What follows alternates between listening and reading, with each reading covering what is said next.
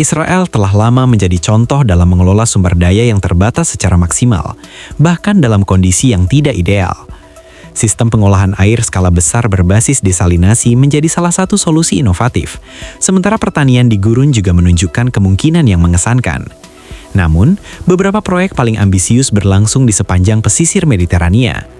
Dalam periode tertentu, Israel telah mengangkat lebih dari 71 juta kaki kubik pasir, lumpur dan batuan keras dari dasar laut. Dan itu bukanlah akhir dari ambisi mereka. Negara ini kemudian memutuskan untuk mengangkat total 529 juta kaki kubik material dari dasar laut Mediterania, jumlah yang hampir sulit dipercaya. Tidak hanya membuang material yang diangkat, Israel memanfaatkan hampir semua hasil kerukan tersebut untuk menciptakan daratan buatan, mereklamasi lebih dari 247 hektar lahan dari laut. Pertanyaannya, untuk apa semua usaha ini? Singkatnya, ini berkaitan dengan penguatan hubungan dengan negara-negara Asia. Namun, penjelasan singkat ini jelas tidak cukup untuk memahami dinamika yang terjadi di dekat pantai Israel. Mari kita telusuri lebih dalam untuk memahami konteks dan implikasi dari proyek ambisius ini. Perdagangan maritim Israel dengan Asia telah lama menjadi pilar yang stabil dan sangat diandalkan oleh Tel Aviv. Baru-baru ini, sekitar 25 hingga 30% dari total angka impor Israel berasal dari negara-negara di kawasan tersebut. Lalu, di mana kapal-kapal dari wilayah yang jauh ini berlabuh? Pelabuhan Elot di bagian selatan negara, di pantai Laut Merah, muncul sebagai lokasi yang paling strategis untuk kargo yang datang dari Asia. Sebagai contoh, barang elektronik dari Tiongkok dimuat ke kapal yang kemudian menempuh ribuan mil, memasuki Laut Merah dan mengantarkan produk ke banyak negara secara langsung. Ini adalah rute tercepat dan paling efisien yang tersedia. Semua pihak terlibat, importir, eksportir, dan tentunya konsumen, merasakan manfaat dari sistem ini, dan perdagangan pun berkembang pesat. Namun, semua ini akan berfungsi optimal jika pelabuhan tersebut memenuhi standar perdagangan maritim modern. Belakangan ini, salah satu metode paling efisien dalam pengangkutan kontainer adalah dengan menggunakan kapal yang dapat membawa muatan dalam jumlah maksimum sekaligus. Sebagai contoh, kapal jenis Panamax mampu mengangkut hingga 5.000 kontainer 20 kaki (TEU) dengan kedalaman lambung yang mencapai lebih dari 39 kaki. Lebih mengesankan lagi adalah kapal Neo Panamax yang dapat menampung hingga 14.000 TEU dan memiliki kedalaman lambung sekitar 50 kaki. Selain itu, terdapat juga kapal kontainer ultra besar yang mampu mengangkut lebih dari 14.500 TEU dengan kedalaman lambung yang melebihi 50 kaki. Namun, kedalaman di banyak dermaga kargo hanya berkisar antara 31 hingga 33 kaki, sehingga tidak ada satupun dari jenis kapal tersebut yang dapat berlabuh di lokasi ini. Mereka hanya berputar-putar tanpa dapat melakukan bongkar muat. Apakah ini berarti pelabuhan harus ditingkatkan untuk memungkinkan kapal kontainer yang lebih besar melakukan kegiatan bongkar muat? Jawabannya tidak semudah itu. Pasalnya, perkembangan infrastruktur di banyak tempat terhambat oleh kondisi tertentu. Salah satu tantangan terbesar adalah keberadaan terumbu karang unik di Teluk Akaba.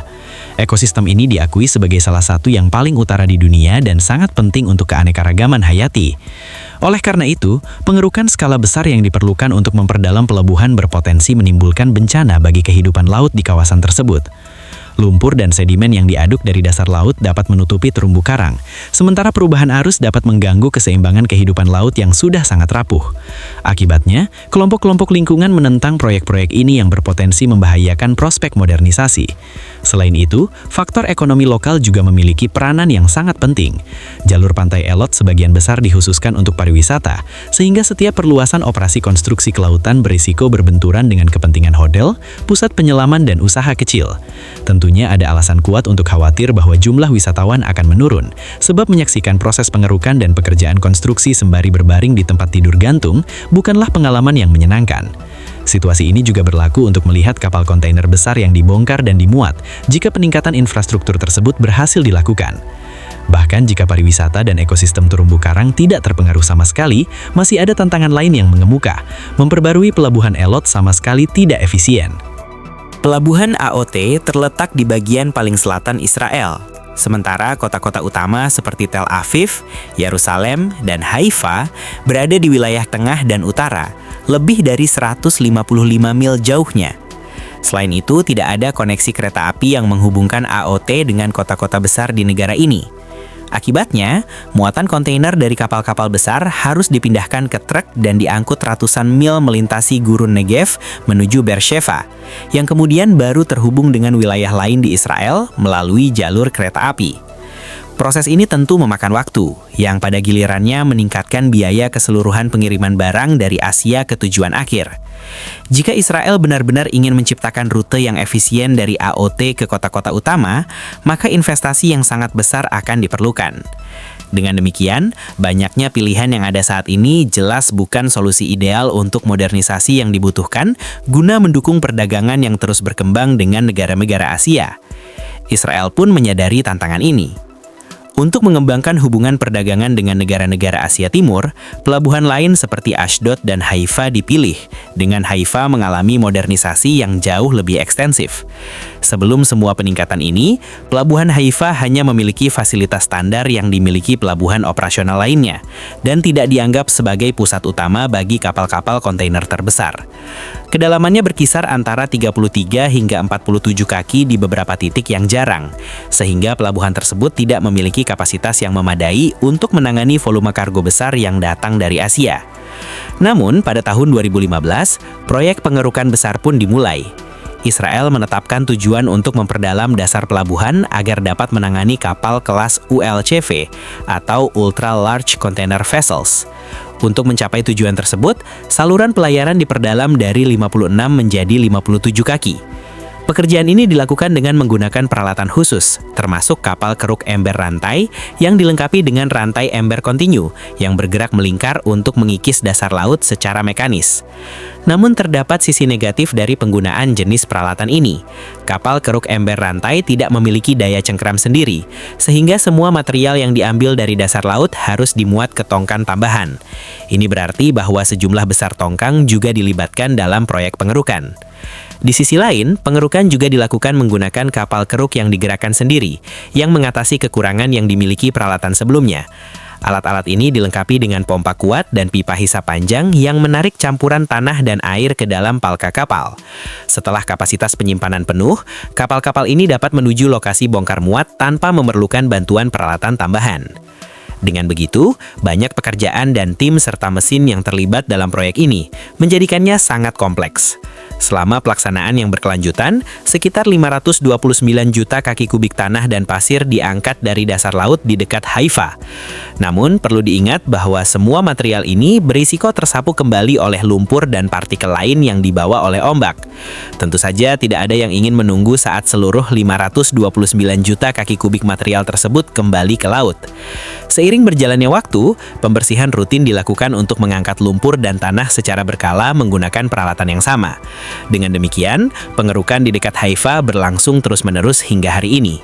Pertanyaan yang muncul adalah, kemana perginya seluruh 529 juta kaki kubik material yang diangkat dari dasar laut tersebut? Jawabannya mungkin akan mengejutkan Anda.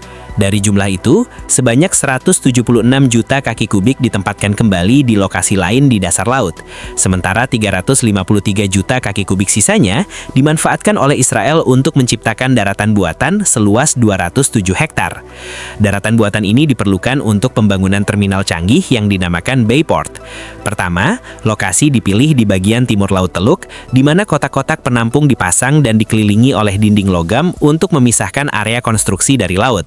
Dinding-dinding ini dirancang untuk mencegah masuknya air, sehingga memungkinkan pekerjaan di dalam area tersebut berlangsung seolah-olah di dalam kolam renang raksasa. Setelah itu, sekat sementara dipasang di sepanjang perimeter agar mereka dapat mengisi area tersebut secara bertahap sambil memantau proses pengendapan tanah. Pembangunan tanggul dilakukan secara berlapis. Pertama, lapisan pasir dibawa masuk ke dalam area yang telah dipagari, kemudian dipadatkan dengan mesin. Selanjutnya, lapisan baru ditambahkan dan dipadatkan kembali. Proses ini diulang hingga mencapai ketinggian yang diinginkan. Saluran drainase dan pipa dipasang di dalam tanggul agar air dapat mengalir dengan cepat sehingga tanah menjadi lebih padat. Langkah ini sangat penting untuk mencegah penurunan permukaan tanah di masa mendatang. Setelah tanggul mencapai ketinggian dan kepadatan yang tepat, tahap berikutnya adalah pembangunan fondasi. Tim kemudian menggali lubang, menuangkan lempengan beton besar, serta memasang rangka besi yang akan menopang alat berat dan derek-derek besar. Di lahan yang telah disiapkan, mereka mulai memasang pondasi untuk jalur derek, serta menyiapkan tempat untuk meletakkan rel dan area penyimpanan. Setelah itu, pembangunan terminal Bayport dimulai. Para pekerja membangun tembok dermaga yang diperlukan untuk tempat berlabuh kapal, beserta fasilitas pendukung lainnya.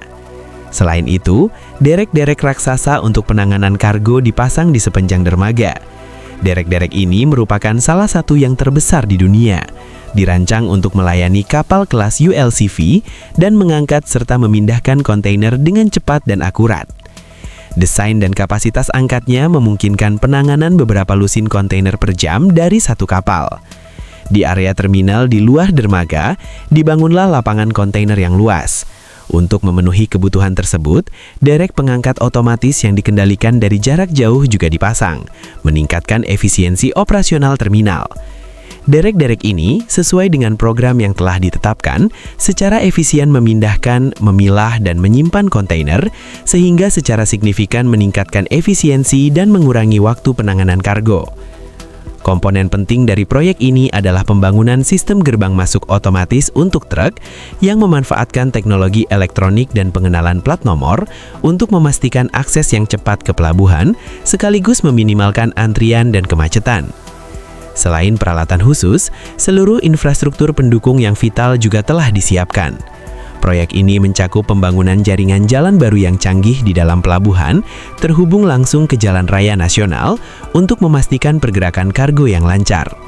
Perhatian ekstra juga diberikan pada pengembangan infrastruktur kereta api dengan pemasangan jalur rel baru di wilayah terminal yang tersambung ke sistem nasional. Ini memungkinkan pengalihan sebagian kargo ke kereta api yang pada gilirannya mengurangi kemacetan di jalan raya. Selain itu, kantor administrasi modern, struktur teknis, dan gardu listrik untuk pelabuhan juga telah dibangun, mendukung operasional secara keseluruhan. Semua ini terdengar menjanjikan, namun hampir selalu terdapat satu masalah yang mengganggu pelabuhan, yaitu pengikisan oleh laut. Seperti yang sering dikatakan, air mengikis batu, dan Bayport pun tidak terkecuali. Oleh karena itu, sebagai bagian dari proyek besar, Israel memutuskan untuk meluncurkan inisiatif terpisah berupa pembangunan pemecah gelombang. Meskipun pemecah gelombang ini juga akan mengalami aus seiring waktu, terminal dengan pulau buatan di atasnya akan tetap terjaga. Pemecah gelombang utama yang telah ada sebelumnya di pelabuhan diperpanjang sejauh 2.890 kaki. Selain itu, pemecah gelombang tambahan yang lebih panjang yaitu 1,3 mil juga dibangun. Pemecah gelombang ini tidak hanya berfungsi sebagai pelindung, namun desainnya juga mencakup bagian tanah yang terbuat dari batu besar, serta bagian lainnya yang terbuat dari rangka beton bertulang. Rangka beton ini diprafabrikasi di darat, diluncurkan ke dalam air, ditarik ke posisi yang diinginkan, kemudian diisi dan diturunkan ke dasar laut untuk memastikan kestabilannya. Jumlah total elemen pelindung yang digunakan untuk pemecah gelombang, termasuk kubus beton, mencapai sekitar 43.300 buah dengan berbagai ukuran dan berat, bersama dengan 5,3 juta ton batu. Angka-angka mengesankan ini menyoroti mengapa pembangunan pemecah gelombang Bayport dapat dianggap sebagai proyek yang benar-benar monumental. Pada akhirnya hasilnya sangat memuaskan. Ombak memang menerjang, tetapi secara bertahap mengikis struktur pelindung, bukan terminal atau pulau buatan. Selain itu, perlu dicatat bahwa pemecah gelombang ini juga berfungsi untuk mencegah akumulasi sedimen dari laut yang dapat mengurangi kedalaman area pelabuhan. Namun, ini bukan satu-satunya proyek konstruksi besar di Haifa. Sebelumnya, pada tahun 2010, terminal lain yang terletak dekat Bayport bernama Carmel telah selesai dibangun. Proyek terminal ini dimulai dengan pekerjaan pengerukan yang serupa, namun kali ini jauh lebih sedikit material yang diangkat dari dasar laut, yaitu 88 juta kaki kubik. Meskipun jumlah tersebut lebih kecil, material yang diangkat sudah cukup untuk mencapai kedalaman yang dibutuhkan, yaitu 51 kaki. Apakah Anda pikir kali ini Israel membangun terminal di lahan yang sudah ada? Tentu saja tidak. Mengingat ruang yang terbatas, mereka menciptakan area buatan di laut seluas 2,4 juta kaki persegi. Desain tanggul ini mencakup beberapa lapisan pemadatan tanah, serta perlindungan terhadap erosi garis pantai. Pemecah gelombang berbahan batu, geoexile, dan sistem drainase diterapkan untuk memastikan stabilitas dan daya tahan daratan buatan ini. Di area yang telah disiapkan, mereka membangun dermaga dengan total panjang 3.116 kaki, terdiri dari 2.296 kaki untuk dermaga utama dan 820 kaki untuk dermaga tambahan. Selanjutnya, di lahan reklamasi dari laut, dibangun gedung-gedung, infrastruktur, dan tentunya dipasang peralatan yang diperlukan. 6 derek berat modern tiba bersama dengan 12 penumpuk listrik RMG untuk mempercepat operasi. Hal ini secara signifikan mengurangi waktu pemrosesan kapal dan meningkatkan efisiensi logistik. Lalu, ke pertanyaan yang paling penting, apa sebenarnya manfaat yang diperoleh Israel dari semua modernisasi ini? Pertama-tama, jelas ada peningkatan volume kargo dari Asia yang kini dapat sampai ke Israel dengan lebih efisien.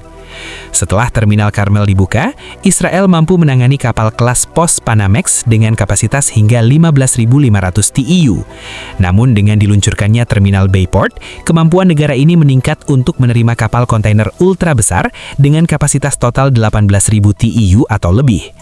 Secara keseluruhan, kapasitas throughput pelabuhan di Haifa, termasuk semua peningkatan dan terminal baru, mencapai sekitar 1,53 juta TEU pada tahun 2023. Meskipun angka ini masih jauh dari raksasa global seperti pelabuhan Shanghai yang menangani 47 juta TEU per tahun, Haifa tetap menjadi pelabuhan pertama di Israel yang mampu menangani volume kargo sebesar itu.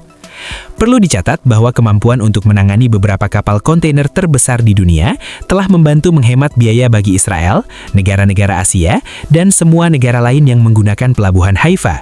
Sederhananya, alih-alih mengirim 2 atau 3 kapal kecil dengan kapasitas angkut yang lebih rendah, kini mereka dapat mengirim 1 kapal besar yang secara signifikan menurunkan biaya pengiriman. Peningkatan ini juga telah menjadikan Haifa sebagai pusat transit utama di Mediterania Timur.